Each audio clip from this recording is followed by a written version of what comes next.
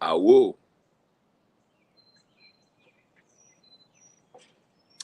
Coffee. Ladies and gentlemen, brothers and sisters, friends, enemies, and comrades, I hope you're doing well wherever you are. Today is 10th Tuesday, and I hope you're doing well. I hope everything is going well with you. I hope you're in good health. I hope you are safe and sound. As you know, in Kenya, we are going through the last throes before the new dispensation, is unravels. Okay, so today I want to talk about, as you can see, the topic: Ruto's administration may be the last Western-backed regime in Kenya. Okay, because I've told you, since independence, Jomo Kenyatta, Moi, Kibaki, Uhuru Kenyatta, now Ruto. These presidents have been imposed on us by the Western powers, okay? And I think, okay, when you consider the fact that there's a new wave of a revolutionary movement sweeping across Africa, okay, this might be the last Western-backed regime administration in Kenya. I'll tell you why.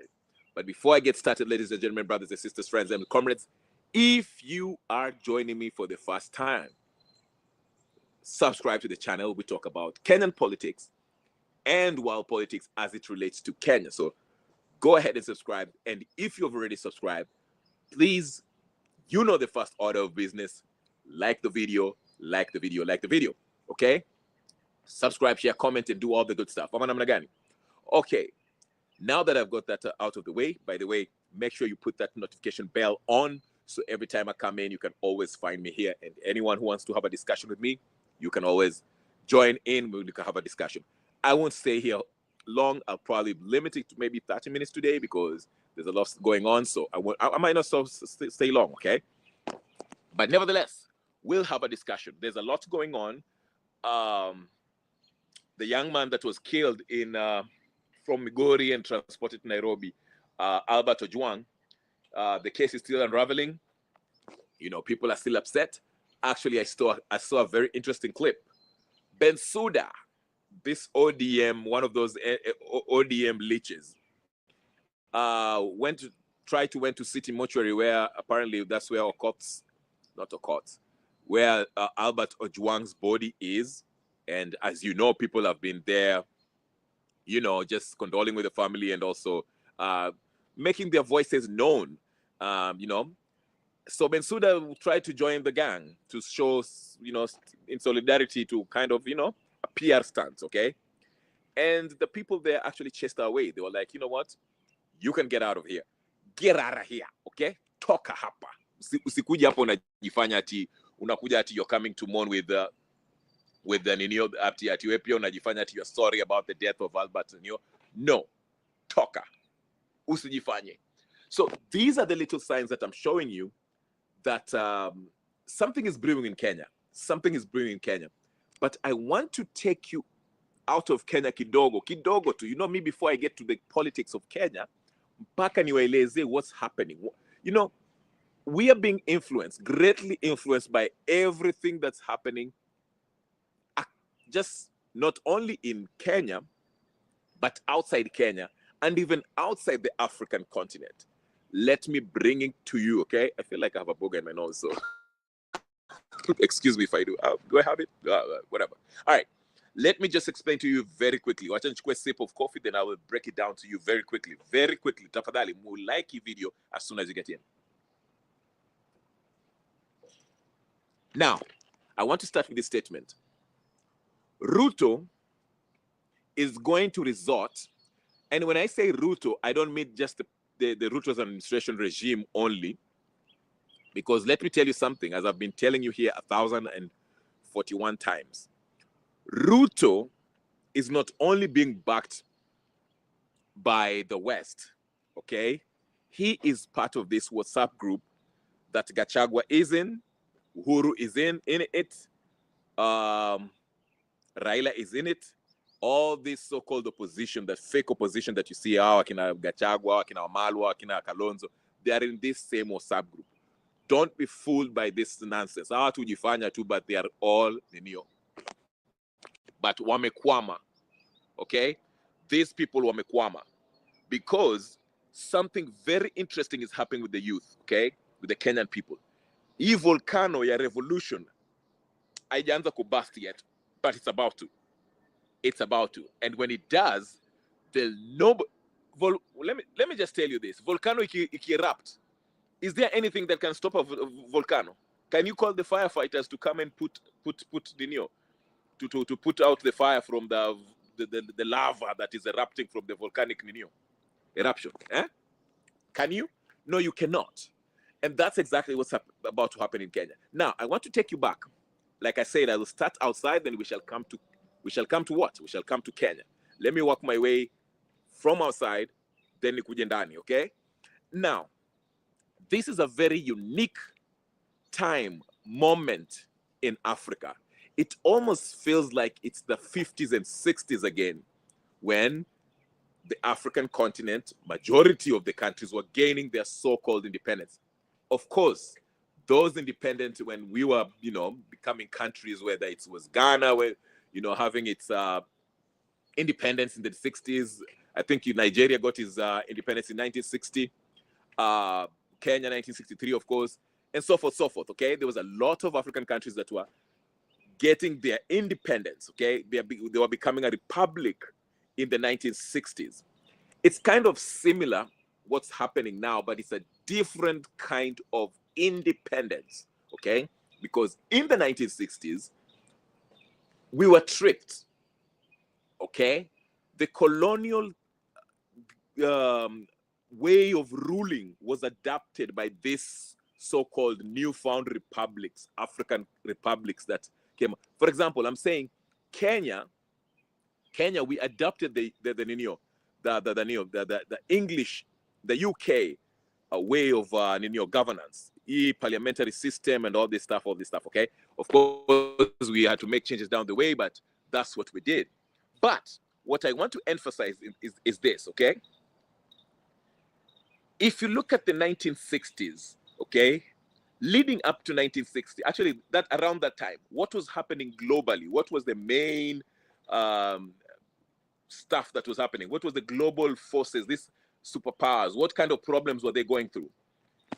There was, at the beginning of the Cold War, remember, in 1945, when World War II iliisha, okay, when World War II ended, okay, Germany fell, okay? Hitler and his powerful Nazi regime fell, okay? They were defeated, right?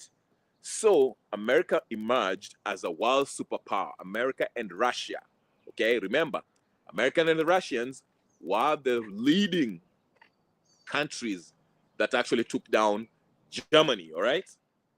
So now after that, after 1945, in the 50s and 60s, America emerged as the main global superpower. But USSR, okay, the Russians, I just call them Russians, but they were USSR back then, they were also, superpowers. And that's when we had the arm race and we had the Cold War and so forth, so forth. If you know the history about that, you know what's up. Now, while the Cold War was happening, the beginning of this Cold War, okay, these two superpowers were fighting. There was an ideological warfare also here, okay, whether it's the communists versus capitalists and so forth, so forth.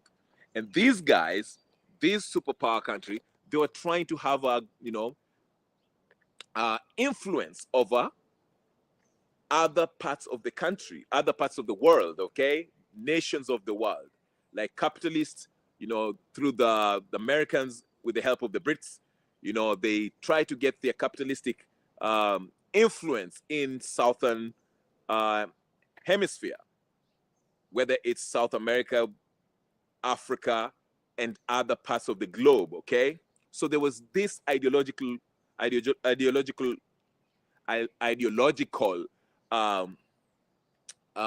competition between the two superpowers. It wasn't only just the threat of nuclear exchange between these two superpowers. It was also an ideological warfare. That's why you see some countries in Africa adopted communism, okay? And there was all this socialism, communism, and all these isms and schisms, okay? And of course, the countries that were colonized by the Brits and French, they adapted the capitalistic way of life. But what I'm trying to say is this, ladies and gentlemen. Whenever these global superpowers are in a fight, are in competition, they're in a war, whether it's through these proxy wars between Zelensky and Russia, or Israel and Syria, whichever way it is, okay, there's always a ripple effect in the African continent. That's why in my previous video, I gave you the example of how Ibrahim, the emergence, how Ibrahim came out and became this great leader. How did they do it?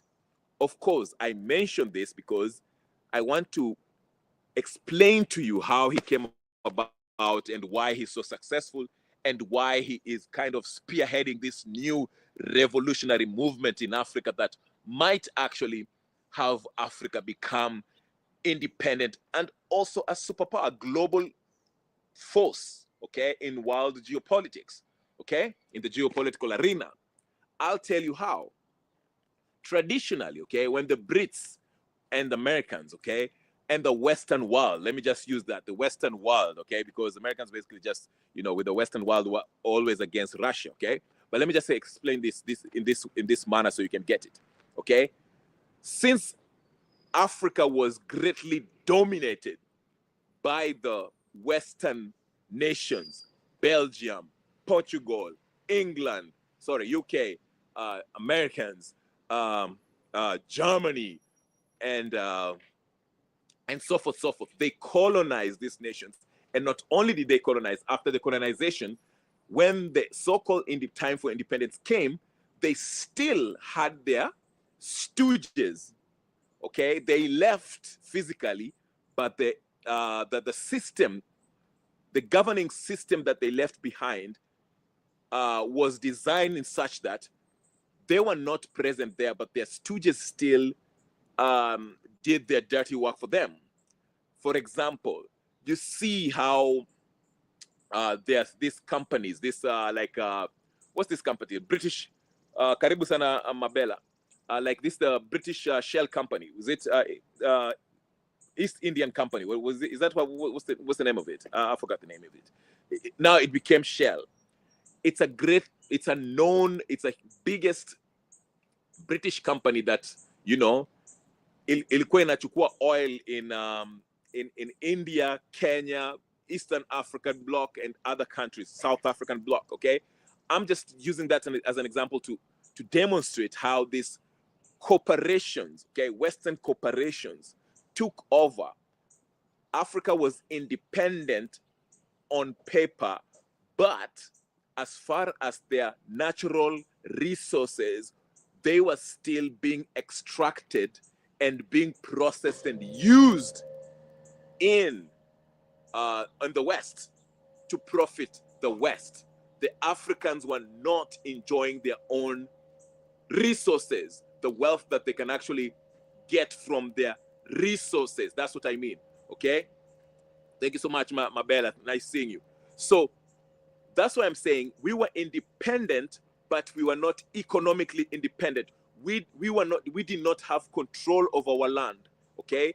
It's so funny. I was listening to this documentary, and it was about how Germany, it was a podcast actually, and the guy was explaining how Germany went to Namibia and massacred the people of Namibia, and when they got there, they were telling the indigenous people of Namibia what to plant.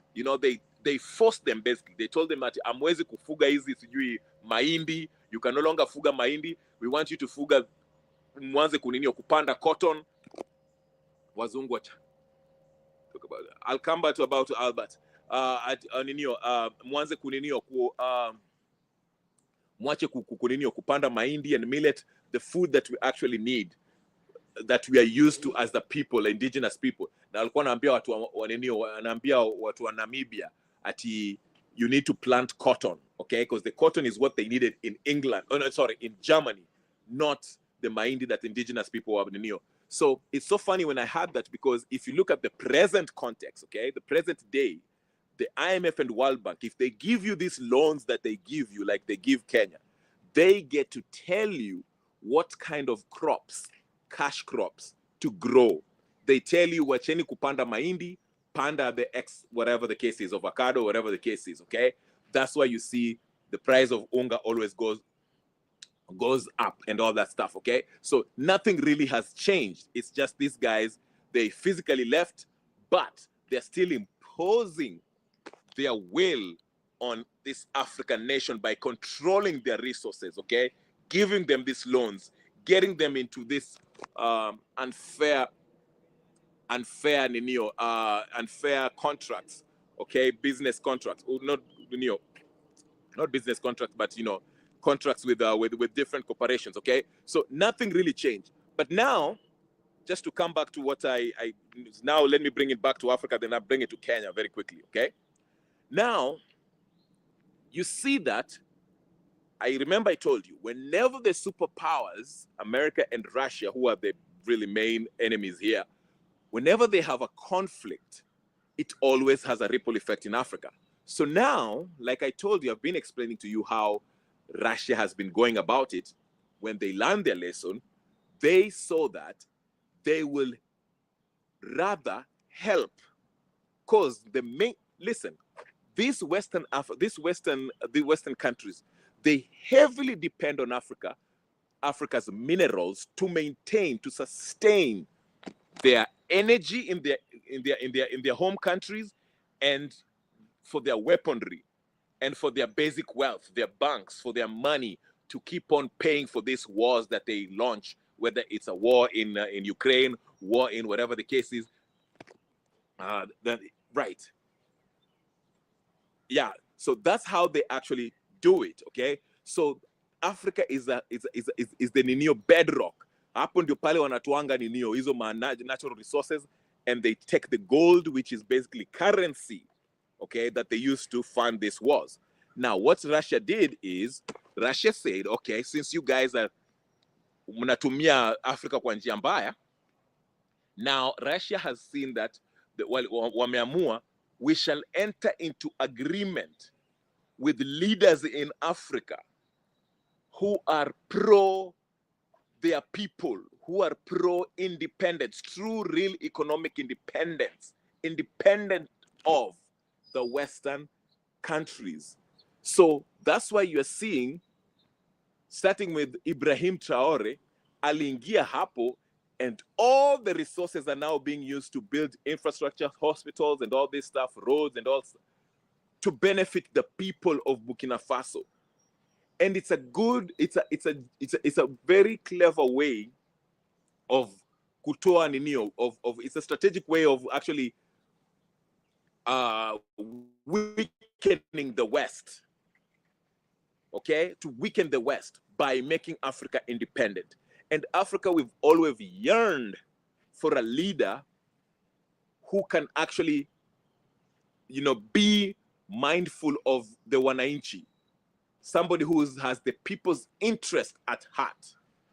So now that Ibrahim Traore is, okay, he is still having a little bit problems in Burkina Faso, but he's really clearing his, I think 90% of Burkina Faso now has has gotten rid of the terrorists, okay? Okay, and once they finish the Sahel nation, remember I told you in my previous video that you can see that Ibrahim Traore is also exporting this revolutionary idea. It's not a new idea, but it's something that, it's a new movement, okay? And now we have a new generation that is well-educated and are very eager. They're eager to see their countries change. That's why you see ripple effect. Now that people have seen Ibrahim Traore is doing all this wonderful work, Mali has popped up and saying they want to be economically independent. Niger has also become independent itself economically. And you saw the effect also took over in Ivory Coast. Togo just popped out last week, and they want a new leadership that cares about people. Okay? Cameroon are facing elections in October also. They're saying Paul Biya has been there for 42 years. It's time for new change.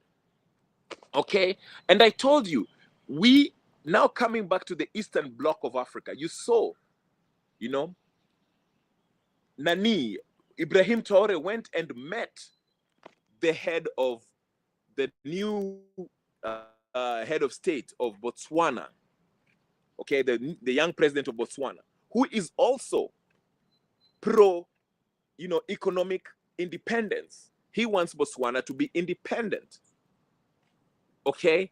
And you see, the head of the state of Ninio, the head of state of Botswana, is great friends with who?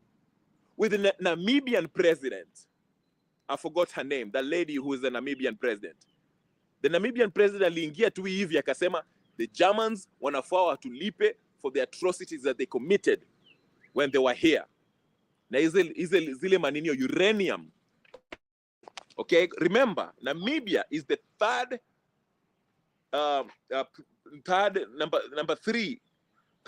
most producing, ranked third in producing uranium. They produce a lot of uranium in the world. The ranked third, okay? So uranium, as you know, uranium can be used for, you know, energy, where it can, inaweza kutumia energy, which can be converted into nuclear energy or nuclear weapons, okay? But, you know, France uses it is for nuclear energy, okay? Okay? So, what I'm saying is this. Now that Ibrahim Traore came and befriended, they have the same idea as the president of Botswana. Botswana president is friends with the Namibian president, that lady, I forgot her name, and okay?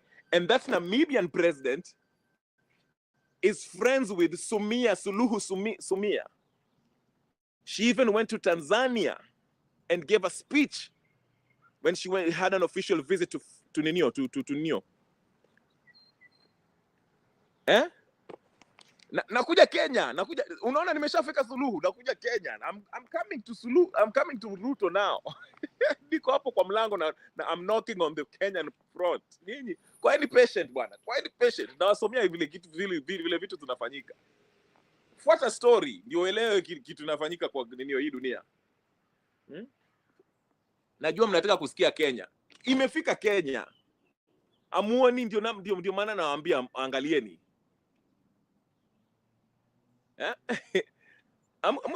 Amuski. Mnaona nimeanza kunock Kenya. You see, I've drawn to you what is happening. Imetoka Ibrahim Traore. Traore akakuja kashikana na Botswana president who is his best friend. His best friend wa Botswana is also best friends with Namibian president, that lady, I forgot her name. And that lady is best friends with Samia Suluhu, the president of Tanzania. Eh? Na niliwaambia about Samia Suluhu. Eh? Na Samia Suluhu is also facing elections in what? In October. Sasa nawaambia hivi ndio nawaambia. What is happening is that West Africa saizi, the youth wameamua the standard in Ibrahim Traore. Okay? Yeye ndio the standard. Hapa East Africa tumeanza kufunguliwa macho. I know bado saizi tunadanganywa na wakina Boniface Mwangi na hizo stories zao za ujinga. Eh? But very soon people will start seeing Suluhu. Kwa sababu huyo mama wa Namibia. Huyo mama wa Namibia, she's doing great things. Amesema country yake haitatumiwa nao inji za ninio za nje. And if you look at Kenya, sasa tuingieni Kenya. Eh? Wacha sasa tuingie Kenya. Wacha tuingie Kenya sasa. Mnataka kuongea Kenya. Kenya, something wonderful is happening also. Let me show you something that is happening in Kenya that is very interesting, that is actually, yes, President Netumbo Ndaitwa. Yes, thank you very much, Nani Gypsy. Sasa wacha niwaambie kitu inafanyika Kenya, which is exciting. Ndio maana nawaambia Ruto's administration might be the last Western-backed regime. Wacha niwaambie kwa nini. Let me explain to you. Unajua leo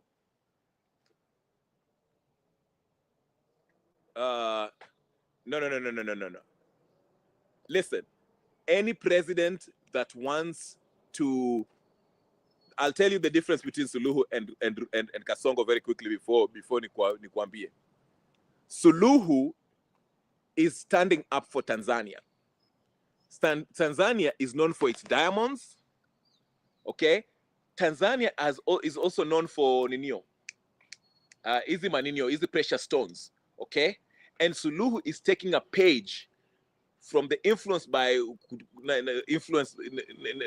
being influenced by the BRIC nations. Netumbo, her friend Netumbo Nandi Ndaitwa, okay, who is also friends with Ibrahim Traore.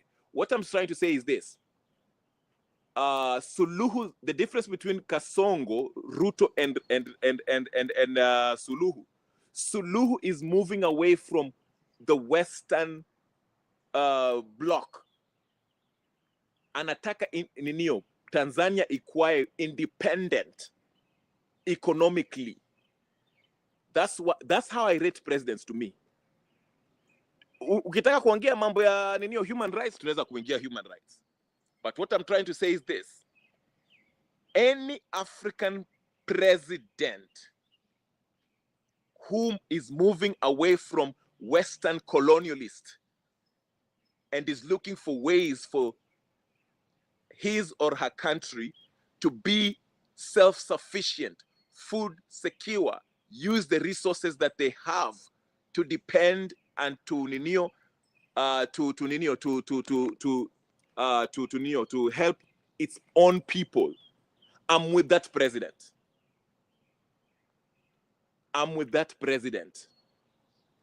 That's why I'm saying the difference between Suluhu is taking steps to move away from Western colonialists in order for Tanzanians to enjoy the riches that it has and not depend on Western IMF and World Bank to dictate their policies and what to plant and what not to plant. Now, on the other hand, Kasongo, Ruto is a total sellout. Total puppet mwenyewe. Hata ile underwear amevaa alipewa jana na nini, alipewa na Macron. That is the difference, my friend. That's why mimi hamwezi kuniconvince ati Suluhu ni mtu mbaya. Hamwezi. I cannot. Nasikia.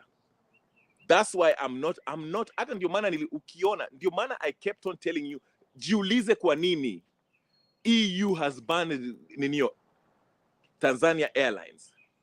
Wameanza hii ujinga ya ninio, ati human rights. Eh?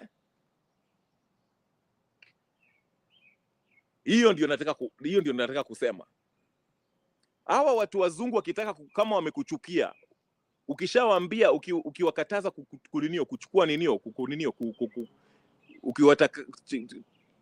ukiwakataza wasichukue ninio yenu, mali yenu, wataanza kukuharibia jina. Wanaanza kusema ati human rights, sijui nini, au jamaa sijui ananyanyasa watu. You see what I'm saying? That's why I'm saying I'm standing unapologetically with Samia Suluhu, the president of Tanzania. I'm standing with her, unless she shows anything otherwise. But mimi ni mtu wa Suluhu. I'm going to get a Suluhu tattoo on my face, forehead, on Thursday. Hapa, nitaandika Samia Suluhu. Na muonyeshe na nionyeshe Boniface Mwangi. Suluhu, I'm getting to get Suluhu's tattoo. Hamwezi kuharibu jina ya Suluhu. Hamwezi. I'm standing with Suluhu. Suluhu is going to revolutionize Tanzania, and I'm going to campaign for her.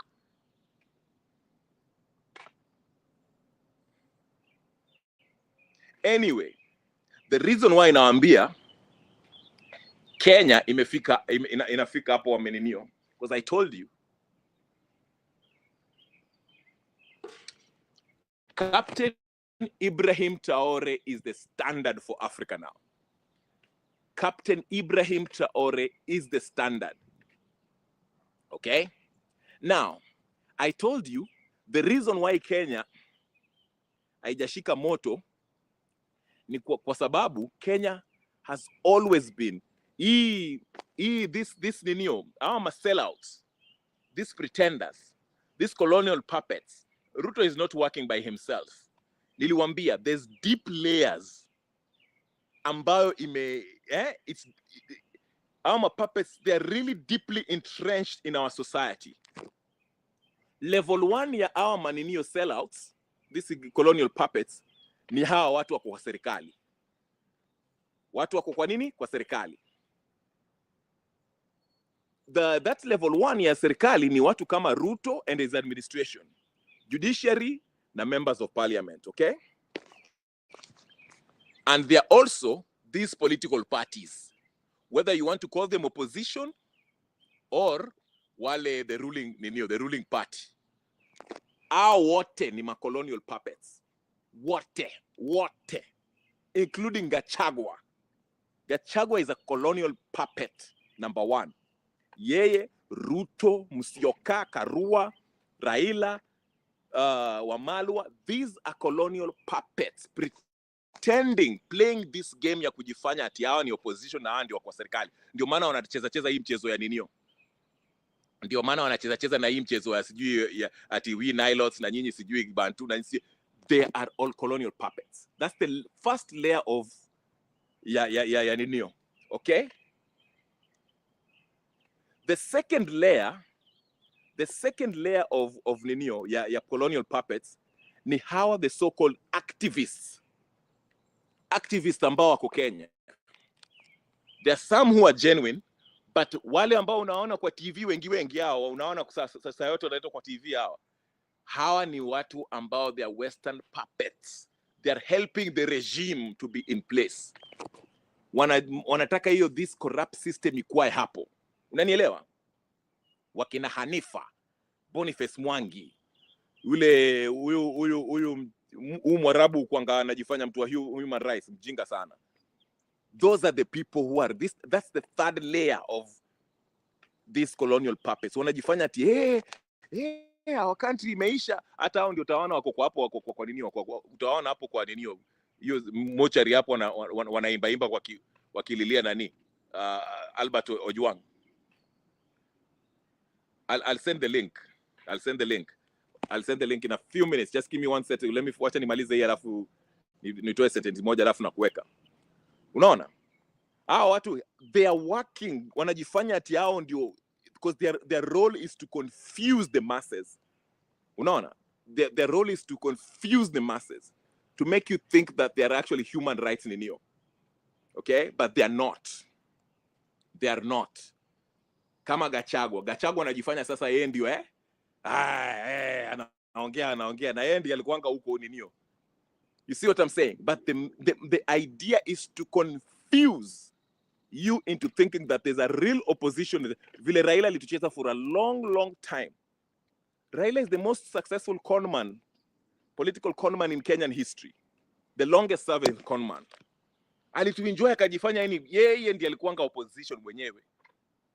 And that's the same thing that's happening. Unasikia? So every institution imekuwa imechukuliwa ikaninio, inafanyia kazi the colonial masters.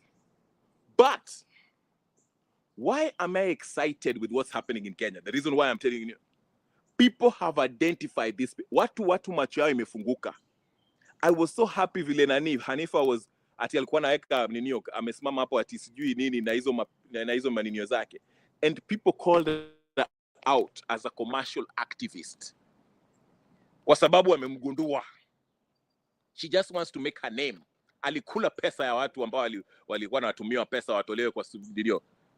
So people are identifying these people. Unasikia? They're identifying these colonial puppets. Boniface Mwangi hakujitokeza after hiyo mchezo alicheza hapo, anajifanya ati aliuchapwa na Suluhu. Hakuchapwa na Suluhu, that was a lie. Ati analialia kwa ninio kwa press conference, akalilia mamake. And I'm glad people are seeing this. That's why I'm telling you. So what has Ruto and the whole political class, the one last card ambao wako nayo ni nini? The last card niwaambie ni nini? The last card that Ruto ako nayo kujaribu kukaa kwa power, and with this colonial puppets, wataanza kuleta chaos by means of using violence. Ruto and the political class, Ruto, Gachagua, Uhuru Kenyatta, Raila, all of them. What's it, brother? That is what the government wants us to do. The Western, not Western, they are helping to fight the people's rights. Where are you? I don't know what you're saying. I don't know if you're understanding me. The people's, whose rights are you? Boniface's rights is not the people's rights. Boniface was not tortured, if that's what you're talking about. I'll tell you here unequivocally. Boniface Mwangi was never tortured in Tanzania. That is a lie. And he can take me to court, any court of law outside of Kenya's jurisdiction. Because Kenya does not have a judiciary. That's what its name. I'll defend myself. I won't even get a lawyer. Boniface Mwangi did not get tortured in Tanzania. Prove to me. Like I said, I will defend myself with evidence that Boniface Mwangi was never yeye na Agatha. If you believe Boniface Mwangi was tortured, log out. Get out. Mimi, do not have time. This is a revolutionary movement. Hatutaki mchezo hapa.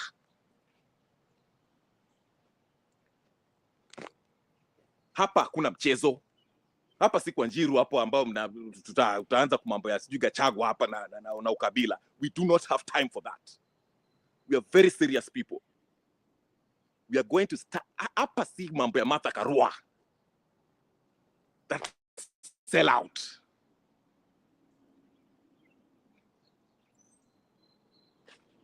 Hapa tunayo ujinga. We are true revolutionaries. I like that song by Bob Marley. Anasema, soon we find out who is the true revolutionary. Unajua kuna watu wengi, a lot of people wanakujanga wanasema wanataka change, they are revolutionaries. Lakini vile moto ikianza kuwaka, hapo ndio tunajua who is who. Moto ikianza kuwaka na watu wakaanza kukufa, hapo ndio tunajuanga who is who. Okay? Hapo ndio tutajua who is who. Okay? Mabella, you are one comment away from being blocked for life. For real. Get it together. If you don't understand what I'm saying, this is not a class for you. And I'm dead serious. You're one comment away from being blocked. If you don't understand what I'm saying, I'm very intolerant. I used to be tolerant. I'm not anymore. So do not push my buttons. Anyway, back to my ninio. Like I say, moto ikianza kuwaka ndio tunajuanga nani ni nani. Okay? When things get thick, hapo ndio tunajua where the tribalists are. When things get thick, that's when you all unaanza kuona walinio watu ambao wako na ukabila. On the surface they'll talk about hey, our system is broken, when things get thick, hapo ndio unaona who is who. Hapo ndio unaonanga mtu anaanza ukabila inatoka. Sisi tutasimama na tuseme ukweli. We spare no one. Hata kama ni anko yangu. Tunapia wewe nje. No, nobody atanyongwa. So get it right. Hapa hakuna mchezo. We are not here to, unaona watu wanaingia kwa mtandao ndio hapo hao pia waoneke ati wanaongea. Let me give you a background. I'm doing this because in my heart of hearts, I believe in what I'm saying.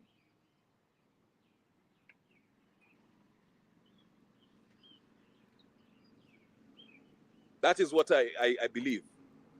And you can challenge me on anything, as long as you use reason and logic. If not, we have nothing to discuss.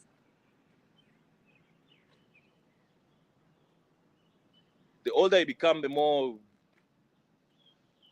Yeah, but anyway, like I was saying, people are discovering these fakers. Okay? Our human rights, nini ambao wanalipwa na George Soros, they're fake. And we can discover them. We've discovered them. Okay? Ndio maana nasema, for those of you who, now uliza hivi, you know, for those of you who are happy, you're saying, Ruto must go, which is fine. Ruto must go. I agree with you. Ruto must go. Ruto mpaka aende. That is not our question. Okay? Ruto must go, yes.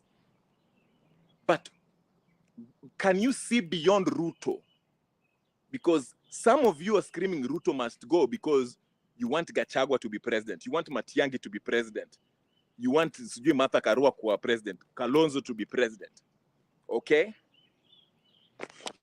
And we are saying, hao hawatapata nafasi. Wakina Matiang'i hawatapata nafasi. Tutawanyonga na Ruto. Tutawanyonga na Raila. Tutawanyonga na Martha Karua. Tutawanyonga na Musyoka.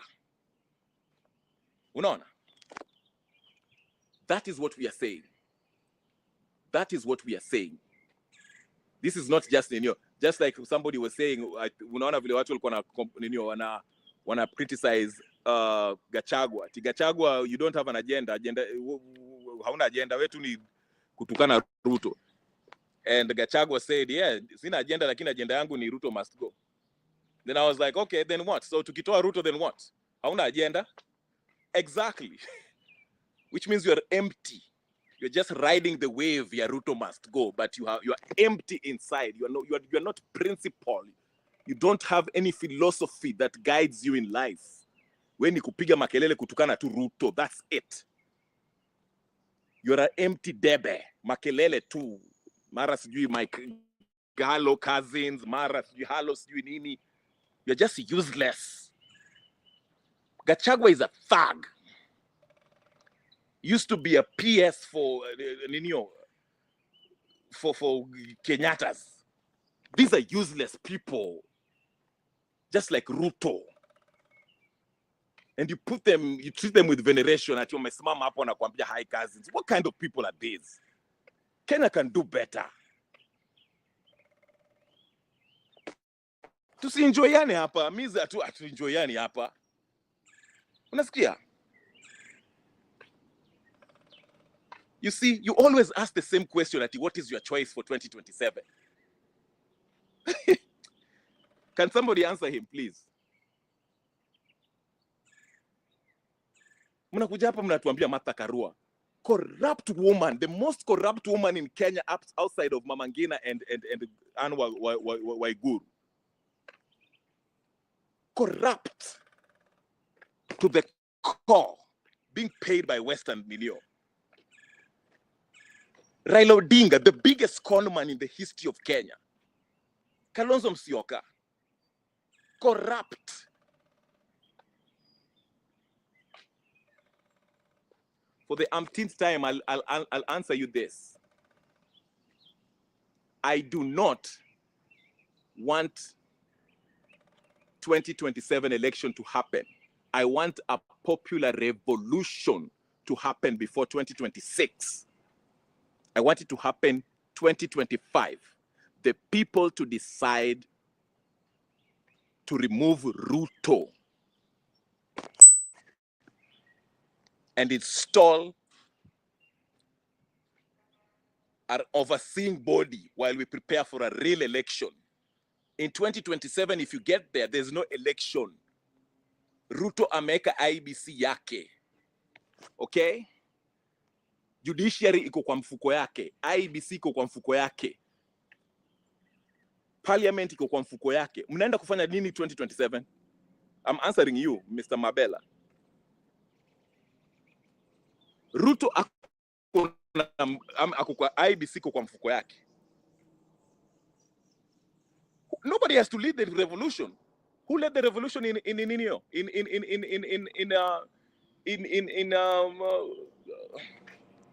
not Singapore? What's that country? Ile country inaitwaje? Bangladesh. Who led that Who led that revolution? Was there a face? Was there a face that Was there a face in that Bangladesh revolution? Uliona ati mtu amesimama hapa Tundulusu, mini Tundulusu, I'm leading the revolution. No. The people, the sovereign people went up there. And that's the whole idea of her being leaderless, partyless, and tribeless. You don't need a leader. Tukishatoa hii au mafala wote, then we shall decide who we should appoint to be our representative, not a leader.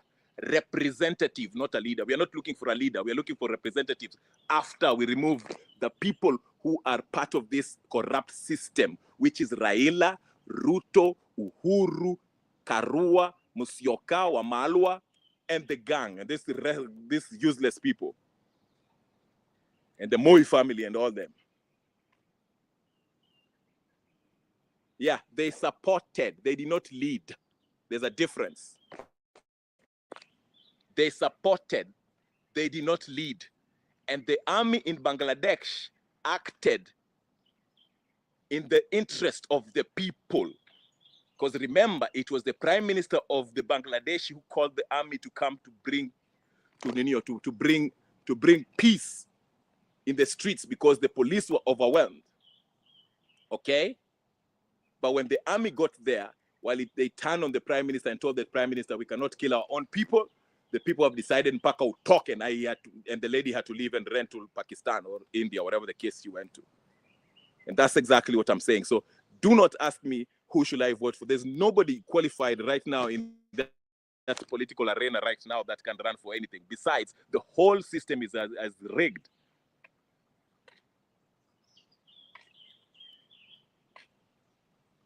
Yes, and revolution can be started by anybody. We saw in Tunisia, was it Tunisia or Morocco? Kuna mtu alienda kajichoma kwa ninio in the parliament, outside the parliament, and that sparked the revolution. In Sudan, when al-Bashir was being removed, before watu wasimame, who started that revolution? Sinbei ya mkati ndio ilifanya watu waanze revolution. Anything, even the death of Albert Ojwang can be a reason, a precipitating factor to that can metastasize into a revolution. You don't need somebody, or it can be an event or someone. You never know. Anything can start a revolution. But we are ripe.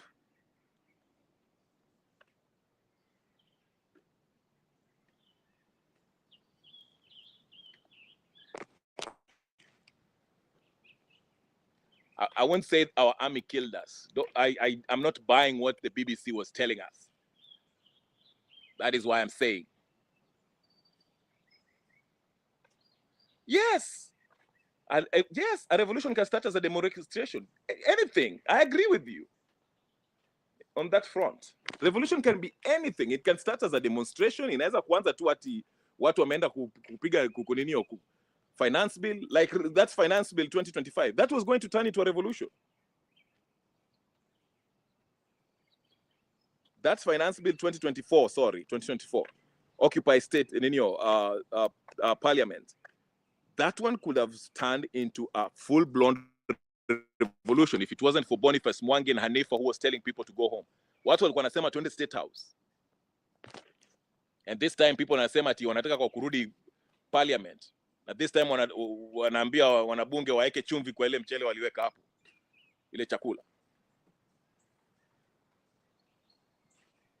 I told you why it didn't turn into a revolution.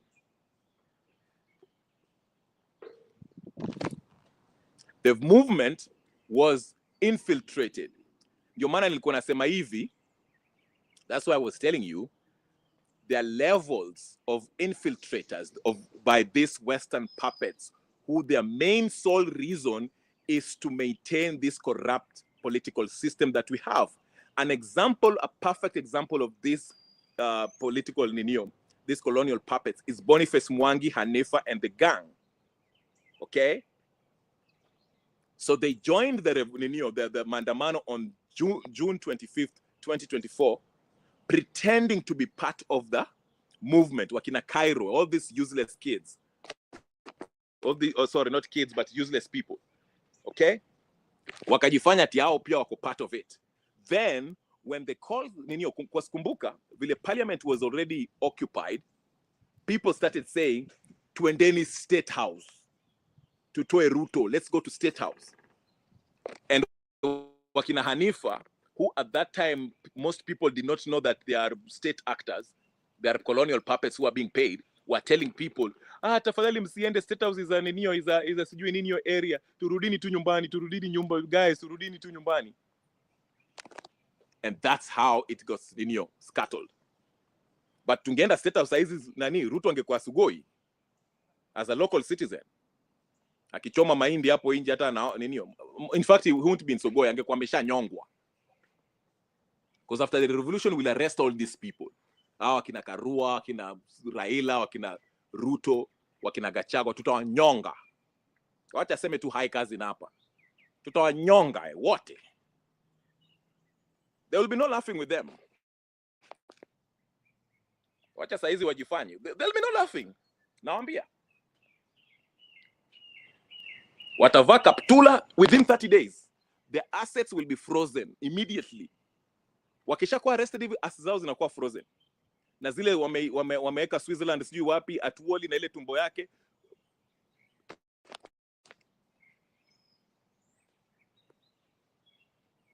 Wanaekwa kudio. Kaptula, wanavaa kaptula na wanaingizwa kamiti. 30 days while we trace all their wealth. Na ile pesa wanatengeneza, wanakulanga. After 30 days, kunyongwa. And some of them tunawatocha kabla hatujaua.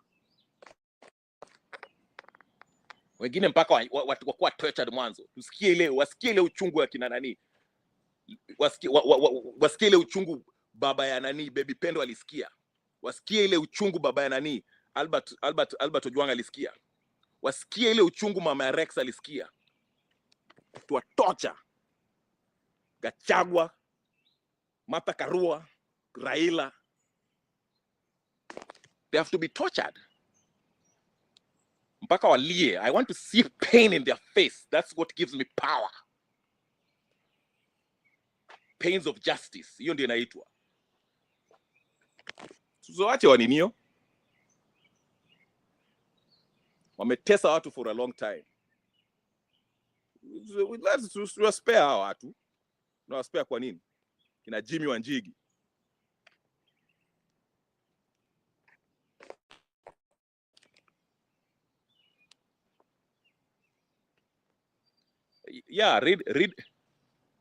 Yeah, read about the history of diaspora. Unafikiri Eritrea became a country aje? How did Eritrea become a country?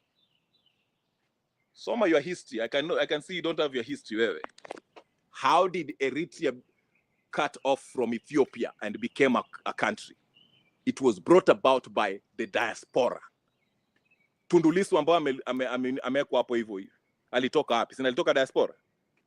Fidel Castro alitoka wapi? Sina before aende kwa mountains alishikana nani na Che Guevara.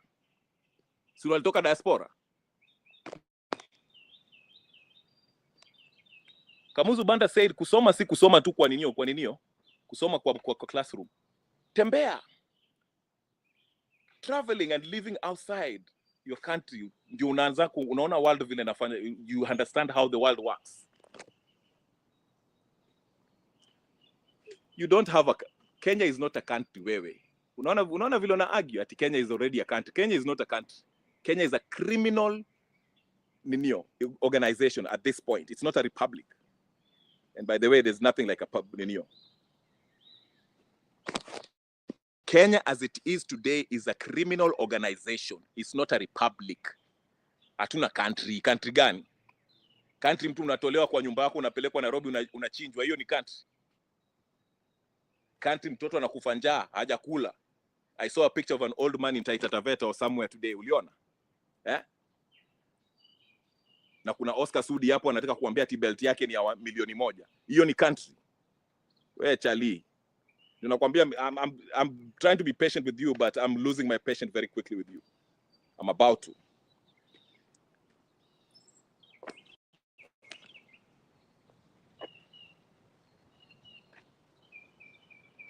So all the what? Heavy lifting you want to be done by others, but not you and the people that have lost any of their family members. Well, everyone has to do their part. Even sending money from diaspora, that is a huge part. I can send money. Somebody has to do it, even in a country. Kuna wengine wako kwa front line wanaenda vita. They're in the front line wanapigana.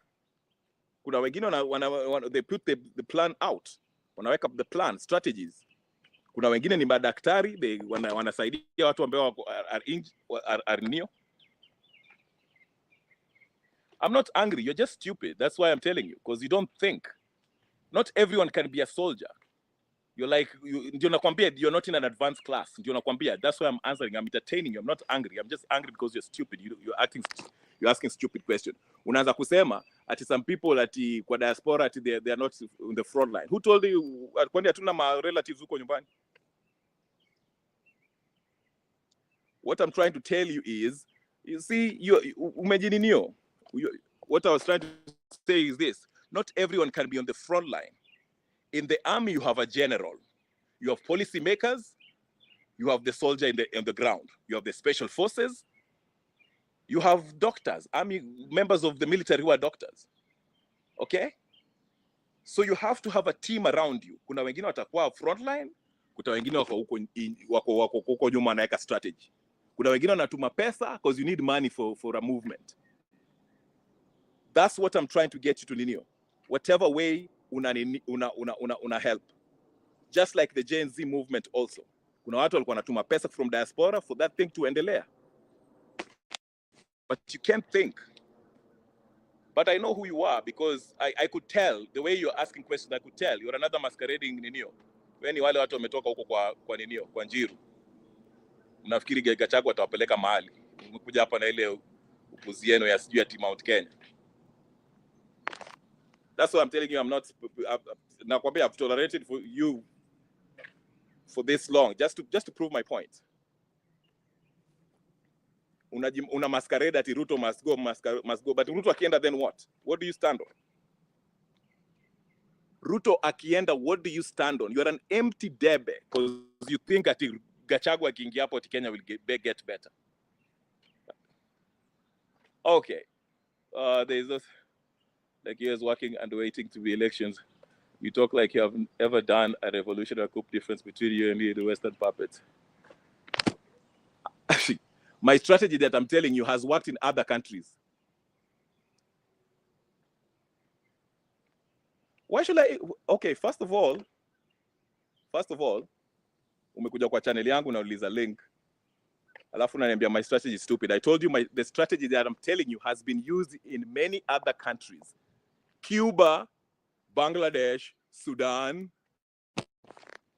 The list goes on. What's so stupid about that? It has a proven strategy. Umekuja hapa unaniuliza ati 2027 nani anaenda kupiga. Look, let's see who's stupid. Wewe unakuja hapa unaanza kuniambia ati 2027 ati who do you choose for 2027? It shows you how stupid you are. Ruto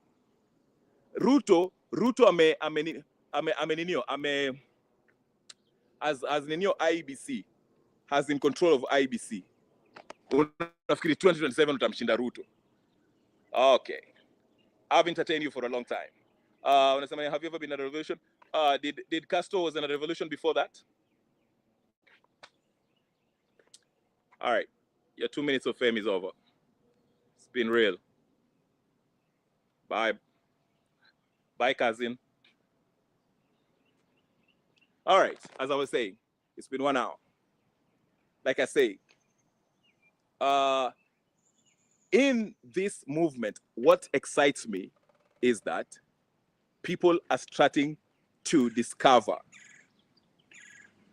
People are starting to discover these colonial puppets.